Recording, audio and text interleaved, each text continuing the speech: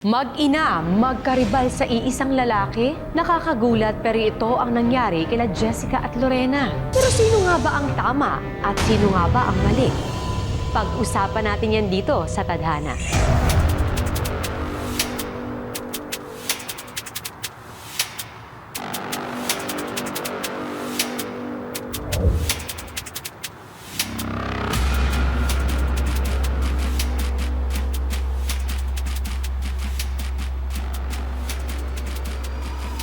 Alam mo, love, akala ko dati pinanganak akong malas. Pero lahat yun nagbago nung nakilala kita. Bakit? Ako din naman, swerte ako sa'yo ah. Alam mo, wala na akong hanapin iba. Dahil sa'yo, tumino ako. Talaga? Sabi mo yun walang iba. Walang iba, ikaw lang. Graduate na ako sa pagiging babaero ko, no? Mahal na mahal kita. Mahal na mahal din kita, love. Suma naman. Pa isa pa nga ako. Sige na, isa lang. Ano ba? Oo, bakit?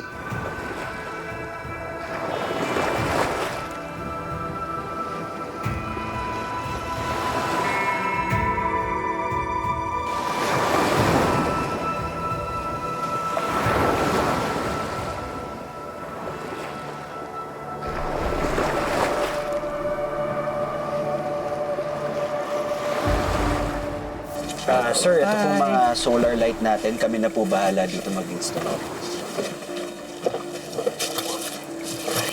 Oh, sarap talaga ng cheesecake pa.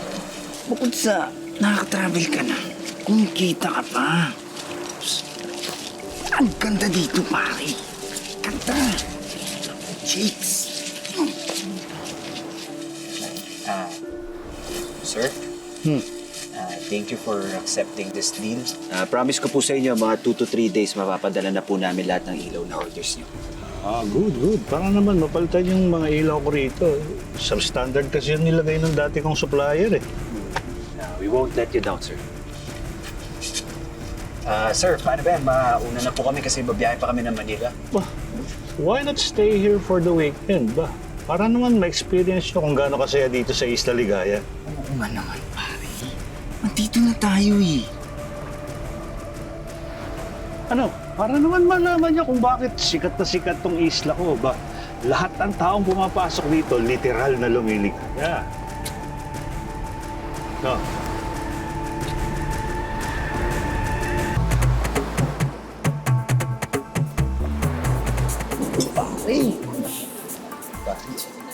Hi, girl.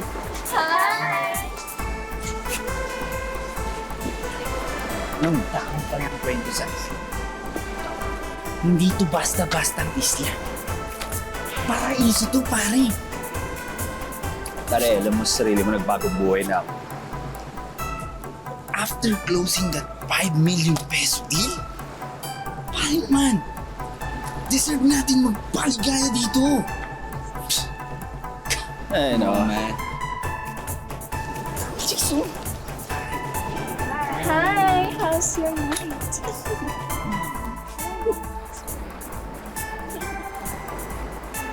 Oo naman. Take it off. Take it off. Ayan, take it off na. off. Ay, di. Okay lang. Okay lang. Pare, kang kanya. Sige lang, sige lang. Ayan. Go lang. Enjoy, enjoy.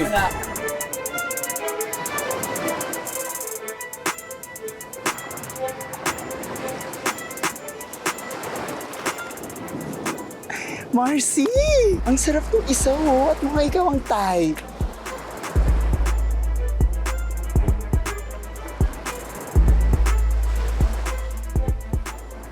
Tititigan mo na lang ba ako buong gabi?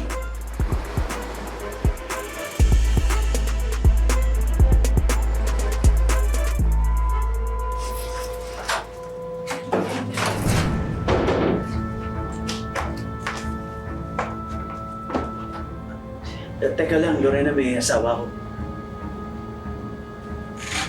Nasaan na? Hindi ko naman nakikita. Wala dito.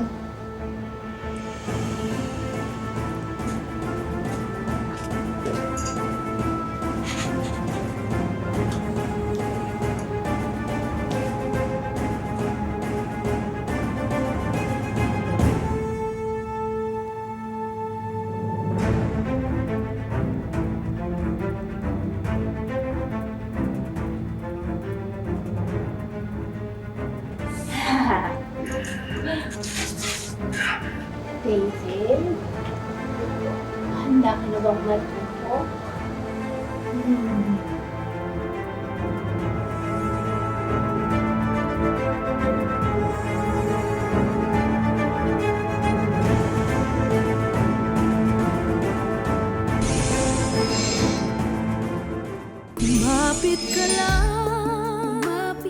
Ang sasarap ng mga pagkain, ha? Oo nga. Diyos ko, ka ba nagluto? Wait lang, ha? Wait lang. Pagsulat ko muna.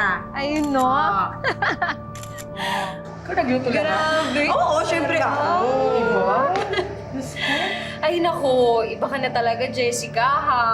Naku, umasensyo ka na talaga. Napakaswerte mo talaga sa asawa mo. Uy, buti na lang di mo pa kami nakakalimutan, ha? Uy! Diba? Grabe naman kayo. Pwede ba naman yun? Kayo ni tita ang kumupkup sa akin nung inabandon na ako ni nanay, no? Touch mo. Pero alam mo, anak, minsan naiisip ko, kumusta na kaya impact ang nanay mo, no? Bakit tulala ka dyan? Nabitin kasi ako kagabi. Sobrang galing mo eh. Pwede naman nating ulitin mamaya bago ka umuwi.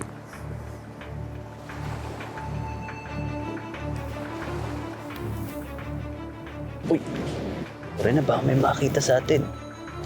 Ano naman ngayon?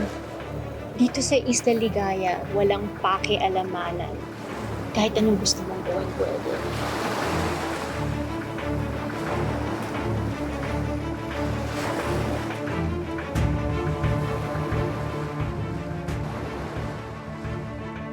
Uuwi ka na ba talaga mamaya? Alam mo, kahit ayoko, hindi pwede. May asawa ko.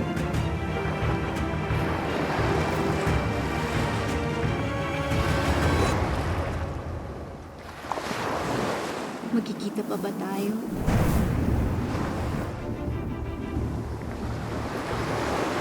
Oo naman. Dadalawin kita dito sa isla.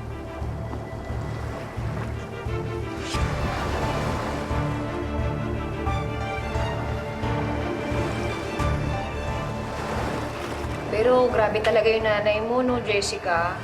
Imagine, iniwan ka talaga.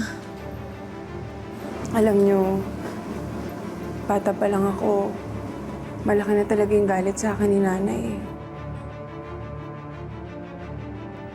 Akala ko, after all these years, okay na ako, pero nagiging emotional pa rin pala ako pag naisip ko.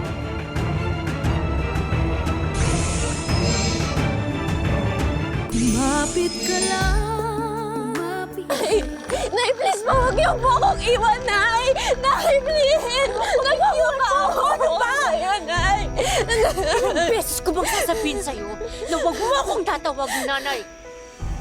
Nay, mahal na mahal po kita, Nay. Hindi ko po kaya na wala ka. Sige na po, Nay. Kayanin mo. Dahil wala akong pakialam sa'yo. Alam mo naman kung bakit, di ba? Dahil ikaw ang alaala ng pambababoy sa akin. Ikaw ang bala sa buhay ko.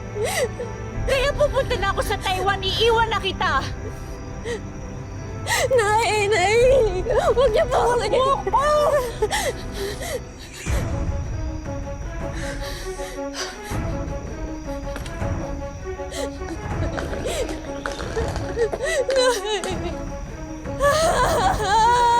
Nay!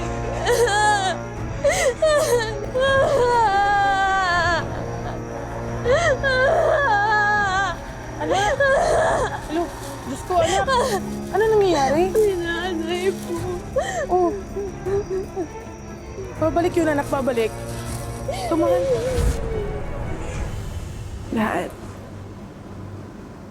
Lahat ginawa ko para kay nanay. Pero iniwan niya pa rin ako. Pero kahit ganun siya, mahal na mahal ko pa rin yun. Kasi iniisip ko na kahit na anong galit niya sa akin, Pinili niyang ituloy yung pagbubuntis sa akin. Pinili niyang ituloy yung buhay ko. Kaya siguro, di ba, deep inside, meron pa rin siyang pagmamahal na natitira para sa akin.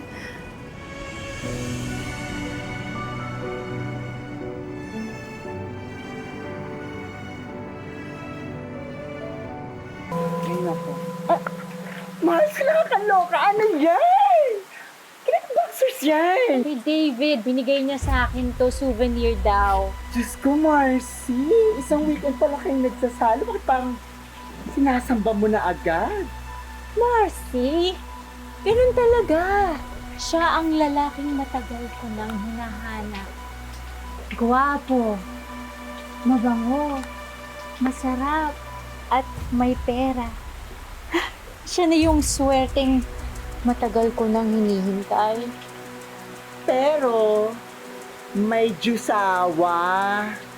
Eh di pareho niya kaming Diyosawain. Hoy! Mag-honest dili ka! Minus 1,000 yun sa langit. Marcy, ikaw akala mo naman kung anong santa ka dyan. Parehas lang tayo, hoy!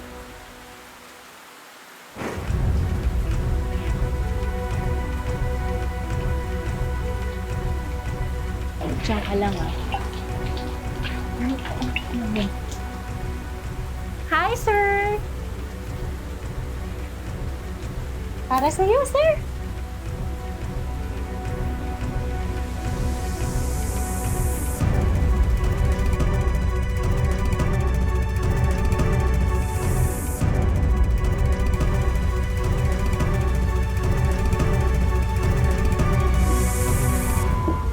Sir, sige na, ibigay niyo na sa akin ang address ni David. Ano ba naman, Lorena? Ba't ba ang kulit mo? Hindi ko sinabi ko na sa'yo ang confidential yun. Hindi ko pwedeng sabihin sa'yo yun.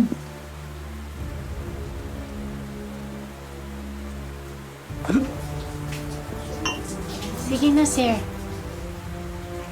Uminom pa kayo lang, hindi kayo masyado masungit. Tagay, tagay. Cheers, cheers.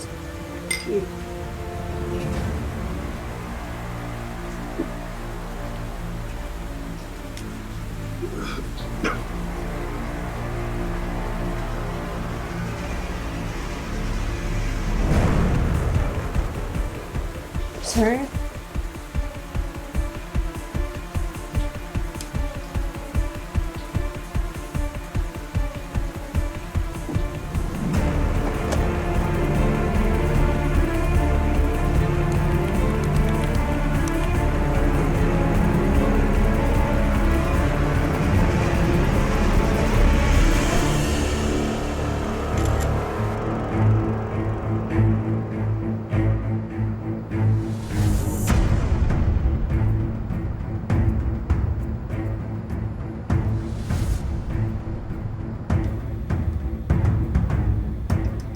Love? Oh, Oh, love. Ito ha, na-prepare ko na yung mga papers mo. Tapos, ito, yan yung baon mo. Favorite mo yan. Adobo. salamat lang. Thank you. Akin na nga yung kamay mo. Oh, bakit? Kanina ko pa kasi napapansin, parang ang dry. Lagyan natin ng oil. Tsaka para ma-relax ka. Yun. Sige, sige.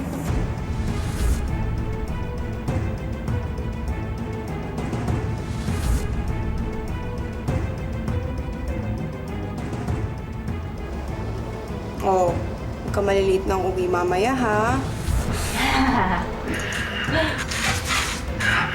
David? Handa ka na bang matuto? Ganda ko ng dinner. Ano bang gusto mong pagkain? Han? Okay ka lang? Oo, okay lang ako. Mauna na ako kasi baka malate ako sa trabaho. Han? Oh, Ano yung nasa leeg mo? ito? Wala to, baka pasa lang. Sige na, baka malate na ako lang. Muna na ako. Bye-bye.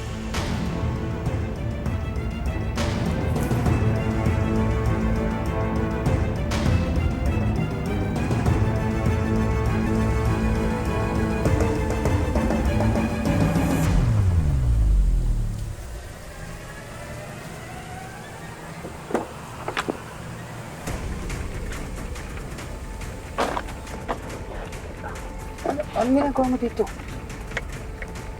Namiss kasi kita eh. Ako ba namiss mo?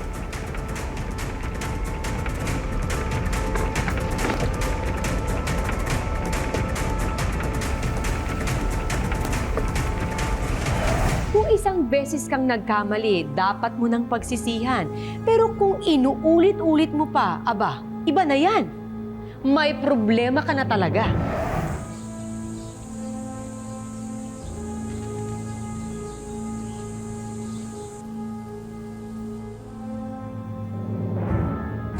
Sabi niya sa akin, masalang daw yung nasa leeg niya.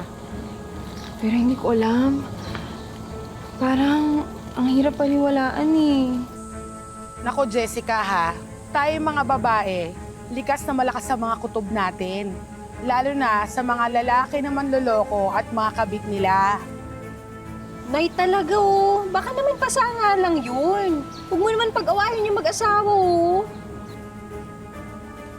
Anak, graduate na ako niyan sa tatay mo, di ba?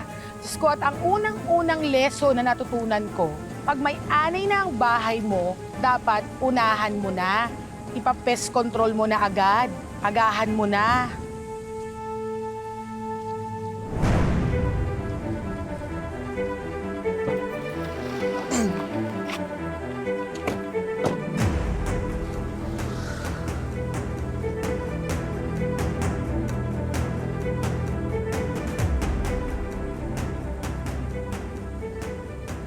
Ang ganda pala ng bahay ni David. Marcy, ito yung dream house ko. Ito yung matagal ko nang gustong buhay at bahay.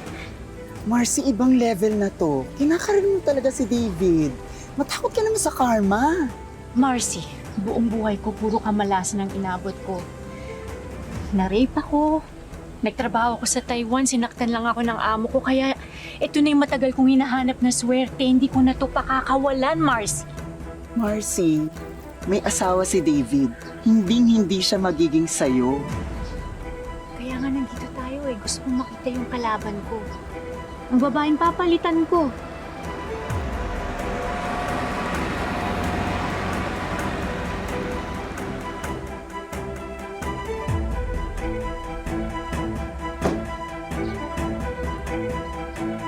Love.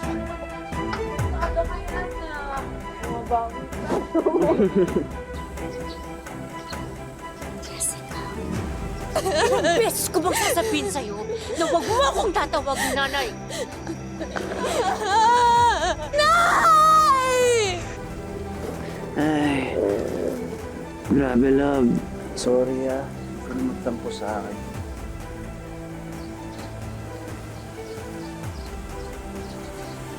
Sino si Jessica? Pagkain agad yung Ay, mo. oy, Dapat shit, nga ikaw may dala nagugutom sa ako akin eh. Oo nga, no, wala eh. Ay, naku. Pero huwag ka mag-alala, ako magluluto, ma'am. Tara na. Tara. Marcy, sign na to. Tigilan mo na to. Who would have thought na yung asawa ni David ay yung anak na iniwan mo? Marcy, wala akong anak. Kahit na anong mangyari, hindi ko pwedeng tratuhin anak si Jessica. Mula noon hanggang ngayon, si Jessica ang malas sa buhay ko. Sa'yo, ipagpapatuloy mo pa rin yung affair mo with David? Kilabutan ka naman, Lorena.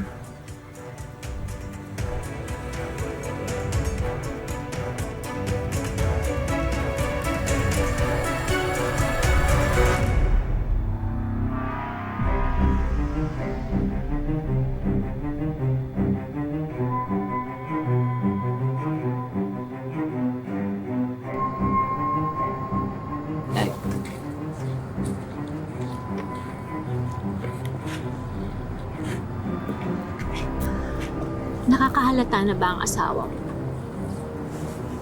Hindi naman, nakakalusot naman. Sabi ko meron akong business meeting ngayon. David, hanggang kailan mo ba ako magiging kabit? Lorena naman, hindi pa masyado pang maaga para pag-usapan natin yan. Bakit pa kasi natin kailangan patagalin kung doon din naman tayo pupunta? Lorena naman. Pwede ba enjoy na lang natin to? Iso-surprise ba talaga natin yung asawa mo o hinuhuli mo siya? Alam mo, kinakabahan kasi talaga ako eh. Napakalaki ng pinagbago ni David lately. Nandito lang naman tayo para malaman natin yung totoo. Kung wala naman, edi okay. At least, di ba, panatag yung loob ko. Eh, sigurado ka bang nandito sila? Oh, yun yung sabi ng sekretary niya sa akin. Diyan daw sa resto yung ano nila, yung meeting nila. Edi sige, tara na. Tara na nga. May naisip ako.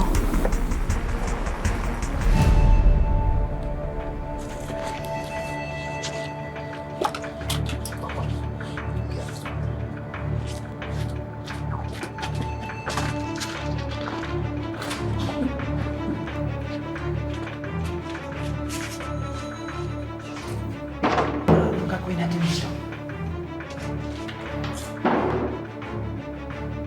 Ikaw, anong gusto mong gawin natin? Kaya hindi ito makalimutan eh.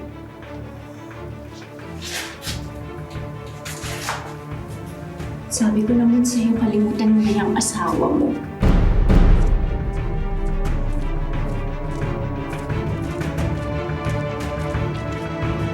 Be, parang wala naman dito si David. Nilibot ko na yung buong restaurant eh. Oo nga eh. Kanina pa ako nag-iikot-ikot dito, hindi ko din naman siya makita. Sige, teka nga. Mag-CR muna ako. Go.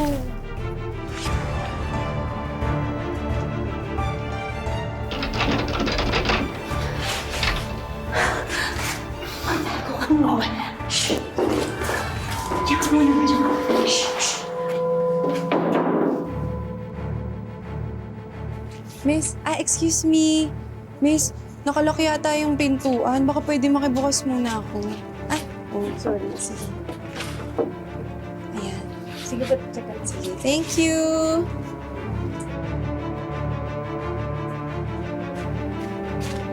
Ayan po.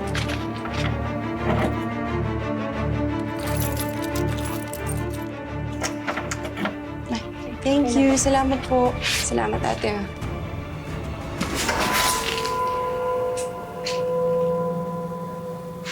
Nay?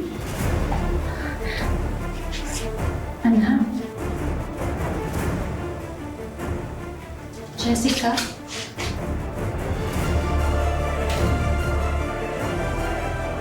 Sa teleserye, sinusugod, sinasabunutan at sinasampal ang mga kabit. Pero kapag nalaman ni Jessica na si Lorena ang kabit ni David, labanan niya pa rin kaya?